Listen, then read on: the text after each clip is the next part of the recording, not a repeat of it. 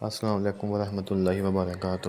اگر آپ آج پریشان ہیں اور پریشانی آپ کی ختم نہیں ہو رہی تو دل پر ہاتھ رکھ کر ایک دفعہ اس دعا کو پڑھ لیں اور اللہ تعالیٰ آپ کے دل میں سکون پیدا فرما دے گا، کیونکہ دلوں کا سکون جو ہے وہ اللہ تعالیٰ کی یاد میں ہی ہے، پوشیدہ ہے۔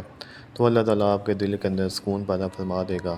آپ ان دعاؤں کو ایک دفعہ اپنے دل پر ہاتھ رکھ کر پڑھیں اور جو بھی حاجت ہے اپنے دل کے اندر اس کو آپ مان لیں، اور اللہ تعالیٰ آپ کی اس حاجت کو بھی پورا فرما دے گا۔